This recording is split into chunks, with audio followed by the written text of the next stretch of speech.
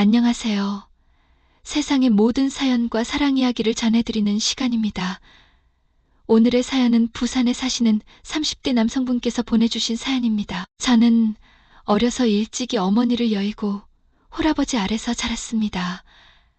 어머니가 지병으로 일찍 세상을 떠났기에 어머니의 빈자리가 매우 컸지만 아버지는 어머니의 빈자리를 느끼지 않도록 저를 남부럽지 않게 키우려고 헌신적으로 살아가셨고, 저는 이런 제 아버지의 노고를 알기에 공부도 열심히 했고, 결국 좋은 성적을 받아 서울 소재의 대학에서 의과대학을 졸업하였습니다. 저는 대학을 다니면서도 과외나 학원에 출강을 나가며 열심히 저 스스로 학비를 벌었고, 제가 과외를 했던 한 여학생과 인연이 다 그 친구가 대학교에 입학 후 저희는 교제를 시작하였고 7년간의 교제 후 결혼까지 꼴이 나였습니다. 저는 연애든 일이든 뭐 하나 놓치지 않고 최선을 다했으며 그런 저를 보며 주변 사람들은 최고의 남편이자 멋있게 사는 청년이라고 항상 침이 마르도록 칭찬을 했습니다. 여기까지 제 소개를 들으셨다면 도대체 뭐가 불만이고 힘든 일을 겪었나 싶으실 겁니다. 그런데 저는 제 모든 것을 잃어도 좋으니 요즘은 제가 평범한 삶을 살고 싶다는 생각만 가득합니다. 저희 부부의 신혼집은 아버지의 집에서 지하철로 약 2정거장 정도로 그리 멀지 않은 곳에 살고 있었습니다. 제 착한 아내는 항상 아버지가 혼자서 살고 계시는데 우리가 항상 신경 쓰고 찾아뵈야 한다면서 그 누구보다 착한 며느리의 모습을 보여주었죠. 아내는 장모님을 닮아서 손이 야무졌고 그 덕에 항상 맛있는 요리를 저에게 만들어 주었습니다. 그러던 어느 날 평소보다 음식을 많이 하게 됐는지 아내는 음식이 최대한 따뜻할 때 아버님께 음식을 전해드리고 오겠다고 말하였습니다. 저는 그 마음이 착하고 예뻐서 아내에게 택시를 불러주었고 아내는 그 뒤로 아버지의 집으로 향했죠. 전 병동에 수술이 잡혀 있었기 때문에 아버지를 뵙기는 어려운 상황이었고 아내만 혼자 보내게 되었습니다. 몇 시간 뒤에 수술을 마치고 나와 아내에게 전화를 걸었는데 아내는 전화를 받지 않더군요. 낮부터 요리를 하고 청소를 하느라 피곤해서 먼저 잠이 들었나 생각이 들었고 저는 크게 신경 쓰지 않고 같이 수술을 했던 동료들과 함께 커피를 한 잔 마시고 집으로 향했습니다. 그렇게 밤 10시쯤 집에 도착했는데 문을 열고 들어가니 아내가 집에 없더군요. 자고 있을 줄 알았던 아내가 집에 없다 보니 저는 혹시나 걱정되는 마음에 아내에게 전화를 걸었습니다. 전화를 3번이나 걸어도 받지 않자 저는 약간씩 마음이 초조해지기 시작했습니다. 부재중 전화를 보면 바로 전화를 달라고 문자를 남기고 있는 도중에 갑자기 와이프에게 전화가 왔습니다. 아버님 댁에서 반찬을 건네드리고 아버님 댁에 밀린 빨래감과 청소를 도와드리느라 연락을 확인하지 못했다고 말하는 아내였습니다. 저는 아내에게 고생했다고 말하며 택시를 불러주었고 한 20분쯤 지나고 나니 아내는 집에 도착하였습니다. 집에 온 아내를 보니 청소를 열심히 했는지 머리는 조금 헝클어져 있고 뭔가 땀 냄새가 나더군요. 아내가 얼마나 청소를 열심히 했으면 이런 행색일까 싶어서 고생한 아내를 위해 마사지를 해주겠다고 하였습니다. 아내는 갑자기 화들짝 놀라며 괜찮다면서 오늘은 너무 피곤하니 얼른 씻고 잠을 자겠다고 말하였습니다. 평소에 제가 해주는 마사지를 누구보다 좋아하던 아내가 이렇게 반응을 하니 저는 알 수 없는 섭섭함이 끌어올랐지만 고생한 아내에게 삐진 마음을 보여줄 수는 없더군요. 그래서 그날은 그렇게 넘어가게 되었습니다. 아내는 그 뒤로도 음식을 평소보다 많이 하는 날이면 아버지의 집에 반찬을 드리러 갔고 생각보다 아버지의 집에 가는 횟수가 일주일에 2번에서 3번 정도까지 늘어나다 보니 아내가 일부러 저희 아버지를 챙기기 위해서 평소보다 음식을 많이 하는 것인가 하는 생각이 들며 기특하고 고마운 마음이 들었습니다. 저는 아버지에게 전화를 걸었고 아버지는 며느리가 음식 솜씨도 좋은데 이렇게 딸처럼 자신을 챙겨줘서 너무 고마운 마음뿐이라고 말씀하시며 저에게 좋은 아내를 얻었으니 꼭 잘해주라고 하시더군요. 저는 아버지와 그렇게 훈훈한 대화를 마치고 전화를 끊었습니다. 여느 때와 같이 아내가 아버지의 집에 반찬을 건네드리러 갔던 날이었습니다. 그날도 평소보다 아내가 시간이 지나도 돌아올 기미가 보이지 않았습니다. 혹시나 또 아버지가 집안일을 시켜서 그걸 도와드리느라 집에 오지 못하고 있는가 싶어서 아버지에게 전화를 걸었습니다. 아버지가 전화를 받지 않으셨고 저는 아내에게 다시 전화를 걸었죠. 3번의 전화 끝에 아내와 전화 연결이 되었습니다. 아내는 아버님이 식사하신 음식을 치우고 설거지를 하고 있었다고 하더군요. 그리고는 아내가 말하길 아버님이 너무 적적하고 외로우셔서 강아지 한 마리를 옆집에서 받아오셨는데 새끼 강아지가 너무 귀엽기도 하고 아버지는 강아지를 키워보신 적이 없어서 배변 훈련이나 여러 가지 사육 방법을 전혀 모르시기 때문에 본인이 아버지 집에서 며칠만 강아지를 돌보다가 집에 돌아가도 되겠냐고 물어보는 것이었습니다. 저는 순간 조금 당황했습니다. 아무리 강아지가 있다고 해도 아버지 집에서 며칠 지내다 온다는 말을 듣고 나니 이해가 되지 않더군요. 저는 그 뒤로 바로 아버지에게 전화를 걸었고 아버지도 제 아내와 똑같은 말씀을 하시더군요. 그래서 저는 갑자기 웬 강아지를 키우냐고 하시면서 퉁명스럽게 대답했죠.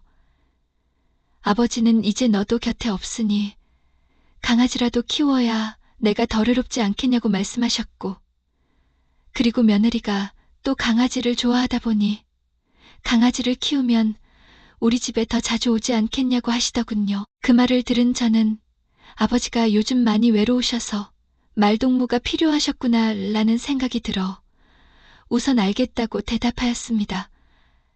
그리고 아내에게 다시 전화를 걸어 나 대신 아버지를 이렇게까지 챙겨드려서 너무 고맙다고 이야기했죠. 아내는 너무나도 상냥한 목소리로 괜찮다고 말하며 친정아버지가 아니라 본인의 아버지처럼 생각하고 모시겠다고 말하더군요. 저는 알겠다고 기분 좋게 대답하고 전화를 끊고 잠에 들었습니다. 다음 날 아침 저는 와이프가 밤새 고생하지 않았을까 싶어서 병원 출근 전 아내를 보기 위해 아침 일찍부터 아버지의 집으로 향했습니다. 아버지 집 앞에 도착했을 때 강아지가 낑낑거리는 소리를 내면서 저를 반겨주더군요. 그리고 발걸음을 향하는데 발바닥에 무언가 밟히는 감촉이 들었습니다. 저는 이것을 조심스럽게 집어 올렸고 자세히 보니 이것은 커피색 스타킹이었습니다. 저는 순간 심장이 쿵쾅쿵쾅 뛰었습니다. 왜 아버지의 집에 여자 스타킹이 있는 것인지 도저히 믿기지 않았습니다. 그리고 아버지의 방문을 향해 가는 순간 저는 사랑을 나누는 남자와 여자의 소리를 듣게 되었습니다. 저는 침을 꼴딱 삼키며 안방문을 파결어 제꼈는데 그 순간 저는 관계 중인 아버지의 뒷모습을 보게 되었습니다. 그리고 상대는 제 아내였죠. 저는 그 다음부터 제가 어떤 행동을 하였는지 잘 기억이 나지 않습니다. 정신을 차리고 보니 제 주먹에는 피가 흐르고 있었고 아버지는 반쯤 피떡이 된 채 바닥에 널브러져 있었습니다. 그리고 제 아내는 방구석에 쭈그리고 앉아서 겁에 잔뜩 질린 얼굴로 저를 쳐다보고 있었죠. 거의 무아지경 상태로 아버지라는 작자에게 온갖 분노를 쏟아냈었던 것 같습니다. 저는 이 모든 것이 꿈만 같았고 아버지의 집을 나가는 와중에 제 눈앞에 있던 모든 가구를 다 집어던지며 나왔습니다. 그리고 테이블 위에는 아내가 들고 온 반찬통도 보이더군요. 저는 반찬을 다 꺼내어 손으로 뭉개서 아버지와 아내를 향해 시원하게 던지고 나왔습니다. 그런데 이렇게 해도 저의 분은 절대 풀리지 않았고 오히려 심장이 더욱더 뛰기 시작했습니다. 정말 지금은 누가 길 가다가 저에게 시비라도 걸면 제가 인간으로서는 하지 말아야 할 일을 저지르게 될 것만 같았습니다. 그래서 근처에 보이는 숙박업소를 무작정 잡아 냉수를 끼얹으며 샤워를 하고 최대한 이성을 차리고 방에서 곰곰이 생각을 하였습니다. 이렇게 꼬리에 꼬리를 무는 생각을 하다 보니 해가 떴고 제가 출근할 시간도 훨씬 넘은 시간에 전화가 한 통 오더군요. 상사의 전화였습니다. 저에게 어디 몸이 안 좋냐고, 왜 출근하지 않았냐고 물었고, 저는 뭐라고 변명하기도 싫은 마음에 와이프가 아버지와 바람이 나서 출근하지 않았다고 말했습니다. 상사는 저에게 그게 도대체 무슨 소리냐면서 술을 마셨냐고 물었고, 술 마신 게 아니라 방금 말한 그대로라고 말하며 전화를 끊어버렸습니다. 한참 뒤 상사에게서 문자 한 통이 왔고, 너무 당황스러운 일을 겪어서 어차피 일이 손에 잡히지 않을 테니 5일 정도 남은 휴가를 지금 바로 올려주겠다고 하였습니다.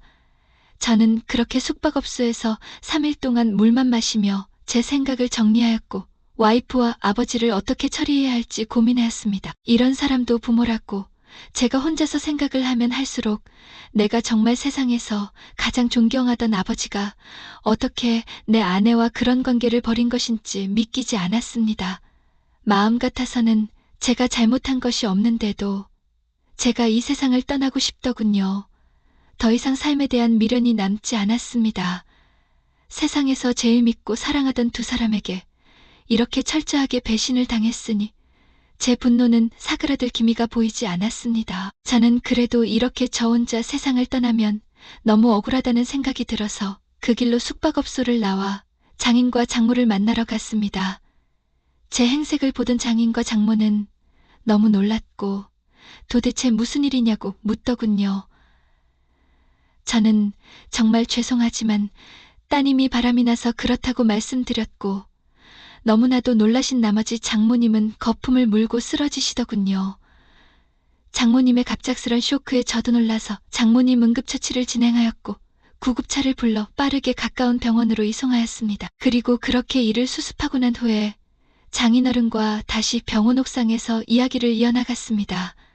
장인어른은 딸이 도대체 누구랑 바람을 핀 것이냐고 물었고 저는 이빨을 꽉 깨물고 있다가 결국 제 아버지와 바람이 났다고 말했습니다. 장인어른도 제 말을 듣더니 다리가 풀리며 주저앉으시더군요. 제가 처갓집에 원한이 있던 것은 절대 아니었지만 뭔가 분노가 가득 찼던 나머지 그냥 모든 세상 사람에게 분노가 새겼던 것 같습니다. 저는 장인어른이 주저앉아서 대성통곡을 하는 모습을 보고 그 다음부터 이성을 차릴 수 있었습니다. 그 뒤로 장인은 아버지와 아내에게 연락하여 접선을 시도하셨고 장인어른도 제 아버지에게 주먹질을 하고 딸의 머리카락을 빡빡 밀어버리고 왔다는 이야기를 들었습니다. 저는 이미 멘탈이 걸레짝이 되었기 때문에 통쾌하거나 그런 느낌이 전혀 없었습니다. 무언가 알 수 없는 어둠이 저를 덮쳐오고 있었고 저는 그 어둠에 서서히 잠식되고 있는 느낌이었습니다. 그리고 다시 장인을 만나서 아내가 바람을 핀 이유에 대해 전해 듣게 되었습니다. 아내는 처음에 전혀 그럴 생각이 없었지만 제 아버지가 딱 한 번만 부탁한다는 제안을 수도 없이 하였고 아내와 딱 한 번만 사랑을 나눌 수 있다면 지금 죽어도 여한이 없다고 말했다고 합니다. 물론 아내의 말만 들어서는 진실을 알 수 없지만 그래도 아내가 다 늙은 제 아버지를 먼저 꼬셨을 리는 없고 분명 어느 정도 과장은 있다고 하더라도 제 아버지가 먼저 아내를 향해 마음을 표시하고 강압적으로 행동했을 것이라 생각합니다. 그래도 저는 아무리 아버지가 먼저 그런 제안을 하고 액션을 취했다고 하더라도 그것을 받아준 아내 또한 절대로 용서할 수 없었습니다. 심지어 장인 어른도 제 아버지를 혼쭐 내주고 아내의 머리카락도 빡빡 밀어버리고 왔다는 사실이 이제는 뭔가 더 현실적으로 느껴지기 시작했습니다. 저는 장인께 그 이야기를 다 듣고 나자마자 자리를 박차고 나가 다시 제 아버지를 찾아갔고 구차한 변명이라도 해보라고 말했습니다. 아버지는 더 이상 할 말이 없다며 미안하다고 죽을 죄를 지었다고 하더군요. 저는 변명할 노력도 하지 않으면서 바로 달려들어 멱살을 잡고 흔들었고 저는 정말 세상에서 제일 세게 때릴 수 있을 만큼의 힘을 담아 가격하고 싶었지만 이미 어느 정도 한바탕 일을 겪고 나노라 때려주고 싶은 원수의 얼굴이자 너무 초라한 노년의 노인의 모습이 들어오더군요. 저는 그 손으로 벽을 내려치며 제 손이 망가질 때까지 벽을 쳤습니다.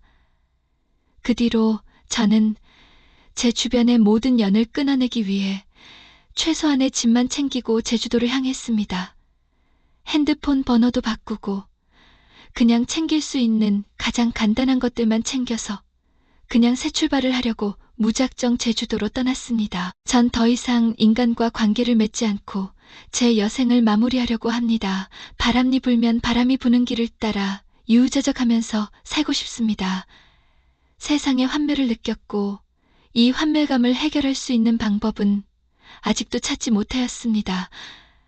오늘의 사연 어떠셨나요?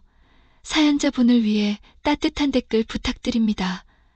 누구든지 마음속에 답답한 사연을 나누고 싶거나 고민거리가 있으시다면 위에 이메일로 제보 부탁드립니다. 감사합니다. 안녕하세요. 세상 모든 사랑 이야기를 전해드리는 시간입니다.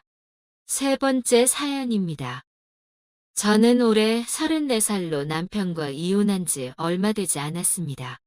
외모는 연예인처럼 예쁘지는 않지만 성형이 잘 된 케이스로 주변 남자들의 시선을 끌기에는 부족함이 없는 외모이고 몸매는 감사하게도 부모님께 예쁜 몸을 물려받아 꽤나 좋은 몸매를 가지고 있습니다. 남편과 이혼한 후로는 혼자 지내고 있으며 남편은 아들과 함께 미국에 살고 있습니다. 이혼 이후로는 여성으로서의 즐거움은 즐기지 못한 채로 아들만 열심히 키우고 있습니다. 정연 언니는 동네 헬스장에서 알게 된 친한 언니입니다. 언니에게는 갓 대학생이 된 20살 아들이 있습니다.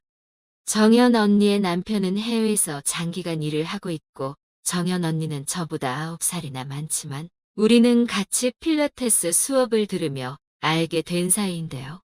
정연 언니가 동안이라 같은 또래인 줄 알고 한잔하자며 대화를 시작했는데 대화가 잘 통하는 친구가 되었습니다.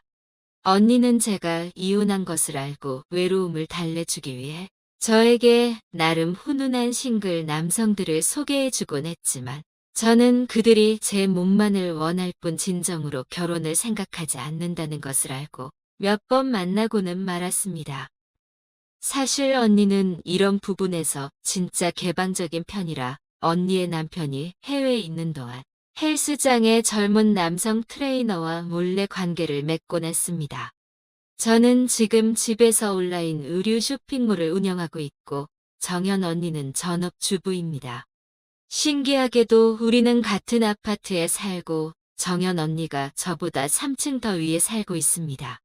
우리 라인에 엘리베이터가 한 대인데 너무 늦게 오면 저는 계단을 타고 언니의 집을 올라가곤 했죠.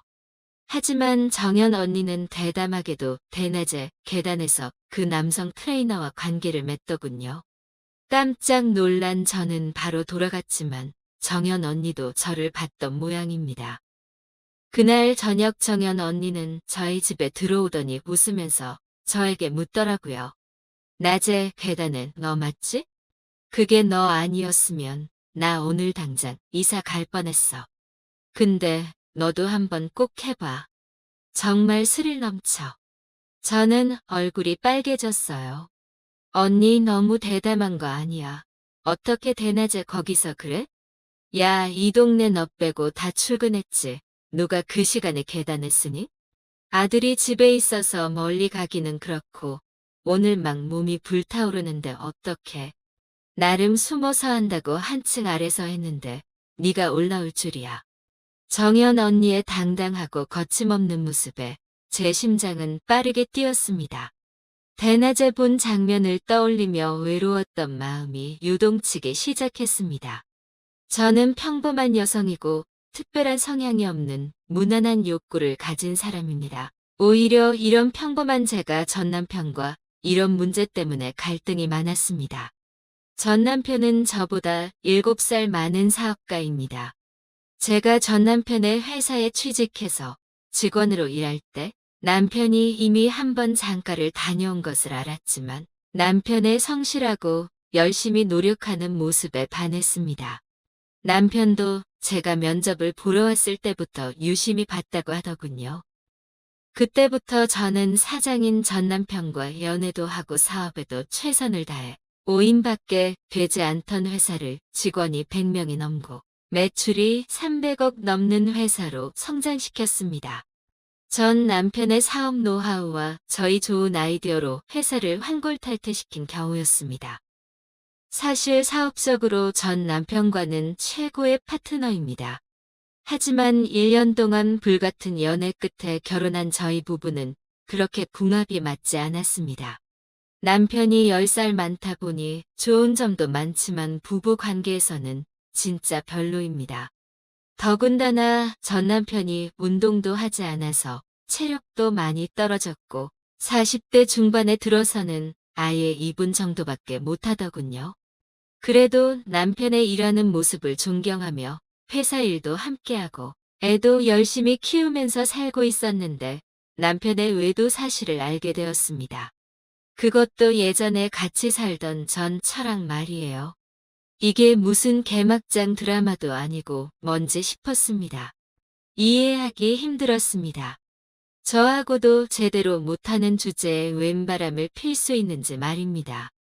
제가 왜 그랬는지 따지며 이혼하자고 했을 때 전 남편의 대답에 저는 큰 충격을 받았습니다.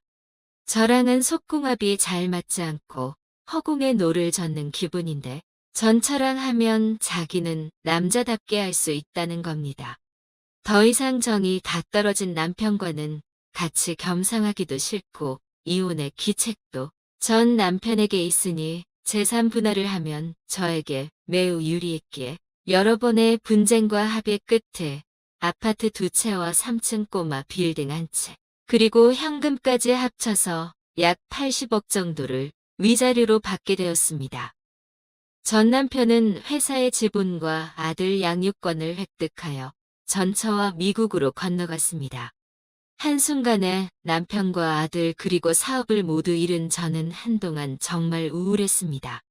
정연 언니가 옆에서 많은 도움을 주고 진담반, 농담반의 이야기들로 저를 위로해주며 본인의 이야기를 해주더군요. 언니가 저를 열심히 달래주고 밖에 나가서 시원한 바람이라도 쐬고 오자고 근처에 드라이브를 가자고 하더군요. 그날 저녁에 정연 언니가 저희 집에 찾아왔습니다. 현관문을 열어보니 언니 뒤에 한 남자아이가 서 있었는데 언니의 아들인 은우였습니다. 안녕하세요. 은우는 약간 수줍게 인사하며 정연 언니와 함께 집으로 들어왔습니다. 저는 집에서 혼자 홈트레이닝 하던 도중에 마중을 나온 터라 딱 붙는 레깅스를 입고 있었고 상의는 깊게 파인 나시를 입고 있어서 가슴이 거의 보이는 상황이었습니다. 언니에게 아들도 같이 드라이브를 가려고 하는 거냐고 물었더니 언니의 남편이 해외에서 갑작스러운 사고를 당해 급히 가봐야 한다고 했습니다. 원래는 은우도 함께 데려가려 했지만 은우의 비자가 만료되었고 며칠 전 친구와 복싱을 하다 왼팔을 다쳐서 혼자서는 아무것도 할 수 없는 상황이었습니다. 혼자 집에 있다가는 밥도 제대로 못 챙겨 먹을 것 같고 이제 대학교 입학 논술 시험도 얼마 남지 않은 상황이라 공부에 집중해야 해서 정연 언니는 어쩔 수 없이 갓 20살이 된 아들을 저에게 부탁하게 되었습니다. 언니는 갑작스럽게 미안하다며 돈 봉투를 건넸고 언니는 곧바로 공항으로 가야 했기 때문에 저는 결국 아들을 봐주기로 하였습니다. 언니는 항상 저에게 잘해주었기 때문에 저도 도와주고 싶었습니다. 제가 승낙하자 언니는 너무 고맙다고 이야기하며 잘 좀 부탁한다고 제 손을 꼭 잡았습니다. 그리고 언니는 은우에게 반드시 제 말을 잘 들어야 한다고 신신당부하며 그렇지 않으면 용돈을 끊겠다고 경고했습니다. 언니가 떠난 후 저는 옆방을 정리하여 서준이의 옷과 일상용품을 옮겨두었습니다. 제가 침대를 정리하고 있을 때 은우가 제 뒤에서 있었습니다. 정리가 끝난 후 은우가 갑자기 시선을 피하며 수줍어하는 것을 보았습니다. 그제야 제가 입고 있던 잠옷이 너무 헐렁하고 짧아 속옷이 노출되었을 것이라는 것을 깨달았습니다. 저도 아줌마긴 하지만 솔직히 20살이 10살짜리 애도 아니고 조금은 부끄럽더라고요. 침대 다 정리했으니 여기서 자면 된다고 이야기했고, 은우는 제 말을 듣고 침대에 누웠습니다. 저는 방문을 닫고 나오면서 예전에도 몇 번 봤지만 이번에 이렇게 제대로 본 건 또 처음이라 마음이 싱숭생숭했습니다. 요즘 애들은 왜 이렇게 키가 크고 잘생겼는지 그리고 젊음의 기운이 넘치는 은우를 보고 있자니 저도 모르게 호르몬이 솟구치는 것을 느꼈습니다. 불안해진 저는 얼른 그의 방에서 나왔고 눈조차 마주치지 못했습니다. 그렇게 은우는 첫날 밤을 보냈고 신기하게도 은우가 우리 집에 온 첫날 밤 저는 오랜만에 정말 편안하게 잠을 잘 수 있었습니다. 다음 날 오전 11시쯤 언니가 해외에서 영상 전화를 걸어왔습니다. 그녀는 이미 도착했고 위험한 고비를 넘겼으니 걱정하지 말라고 했습니다. 그리고 은우에게 제 말을 잘 들어야 한다고 당부했습니다. 오후에는 은우가 집에서 공부를 하는 동안 저는 헬스장에 다녀왔습니다. 원래는 친구들과 저녁 약속이 있었지만 은우가 혼자 집에 있으면 밥을 챙겨 먹기 어려울 것 같아 약속을 취소하고 집으로 돌아왔습니다. 저녁 식사 후 은우는 방으로 돌아갔고 저는 설거지를 마친 후 거실에서 잠시 쉬고 있었습니다. 그때 은우가 묵고 있는 방에서 묘한 소리가 들려왔습니다. 처음에는 은우가 몰래 야한 영상을 보고 있는 줄 알았지만 자세히 들어보니 여자와 영상 통화를 하고 있는 것이었습니다. 통화 내용이 꽤 자극적이었고 정체불명의 신음소리까지 들리자 저는 얼굴이 붉어졌습니다. 제가 거실에서 헛기침을 하자 은우가 눈치채고 급히 영상 전화를 끊었습니다. 아마도 여기가 자신의 집이 아니란 걸 그제야 깨달은 것 같습니다. 은우가 방에서 나왔는데 나시를 입고 어깨에 수건을 걸친 채 왼손에 잠옷을 들고 있었습니다. 이모 저 먼저 씻을게요라고 말하며 웃는 은우를 보니 제 마음도 두근거리더군요. 은우가 화장실로 들어가고 나서야 저는 안도의 한숨을 쉬었지만 갑자기 화장실 문이 열렸습니다. 저는 은우가 무언가를 잊어버린 줄 알았는데 이모 이거 뭐예요? 물에 닿으면 고장날까봐 걱정돼서요. 이걸 먼저 치워주시면 좋겠어요 라고 말하며 은우가 손에 들고 있던 것을 보니 제가 전에 산 핑크색 전동기였습니다. 순간 얼굴이 빨개진 저는 황급히 다가가 그것을 빼앗듯이 받아들고는 태연한 척하며 괜찮다고 이건 그냥 마사지 기구라고 말하며 발뺌했지만 은우의 표정을 보니 무언가 알고 있는 듯한 표정이었습니다. 은우는 어색한 미소를 지으며 알겠다고 말하고는 다시 화장실로 들어갔습니다. 화장실 문이 닫힌 후 저는 쥐구멍이라도 들어가고 싶은 심정이었습니다. 황급히 제 방으로 돌아가 그 전동기를 서랍 깊숙이 넣으며 얼굴이 뜨겁게 달아오르는 것을 느꼈습니다. 방금 그 순간은 정말 너무나도 민망했습니다. 늦은 밤 저는 다시 한번 은우가 자고 있는 방에서 들려오는 묘한 소리에 잠에서 깼습니다. 여자와 나누는 달콤한 대화는 저를 더욱 외롭게 만들었고 참지 못하고 다시 핑크색 전동기를 꺼내들고 말았습니다. 다음 날 아침 저는 놀랍게도 이미 아침 10시가 넘은 시간을 확인하고 깜짝 놀라 일어나 은우에게 아침을 만들어 주려고 했습니다. 하지만 방에서 나오니 은우는 이미 아침 식사를 차려서 혼자 먹고 있더군요. 커피를 마시며 소파에 누워 UFC 경기를 보고 있는 모습. 마치 자신이 이 집안의 남자가 된 듯한 느낌이더군요. 이렇게 젊고 패기 넘치는 은우를 보니 저도 모르게 기분이 좋아졌습니다. 저는 낮 동안 제 업무를 마무리하고 은우는 그렇게 집에서 논술 공부도 하다 보니 금세 저녁 시간이 되었습니다. 은우는 저녁 요리를 돕겠다고 했으나 저는 은우의 제안을 거절했고 손이 다 나으면 해달라고 한사코 거절했습니다. 저녁 식사 후 저희는 함께 TV를 보다가 은우는 샤워하러 갔고 저는 요가를 연습하러 갔습니다. 갑자기 화장실에서 소리가 나서 달려가 보니 은우가 한 손으로 샤워하다가 거의 넘어질 뻔한 것이었습니다. 괜찮다는 것을 확인한 후 안도의 한숨을 내쉬었습니다. 은우를 보니 거품이 아직 군데군데 묻어있고 혼자서는 참 씻기 힘들겠다는 생각이 들더군요. 때마침 저에게 혼자 등을 씻기 힘든데 도와주실 수 있나요? 라는 말을 하더군요. 이제 다 큰 20살의 성인인데 제가 그를 도와야 한다니. 그러나 손에 있는 깁스를 보고 저는 마음이 약해졌습니다. 알겠어라고 대답하며 저는 은우를 도와주기로 했습니다. 왠지 모르게 심장이 미친 듯이 뛰고 얼굴도 뜨겁게 달아올랐습니다. 제가 동의하자 매우 기뻐하며 화장실로 뛰어들어갔습니다. 저는 그의 등을 닦아주기 시작했습니다. 그때 갑자기 수건이 바닥에 떨어졌습니다. 저는 당황해서 두 눈을 가렸지만 반응할 틈도 없이 은우가 다가와 왼손으로 저를 벽에 밀쳤고 어젯밤에 그 전동기를 사용하는 소리를 다 들었어요. 오늘은 제 걸로 해볼래요? 라고 장난스럽게 말했습니다. 저는 놀라서 도망치려 했지만 은우가 저를 누르자 제 호르몬도 폭발해 버렸습니다.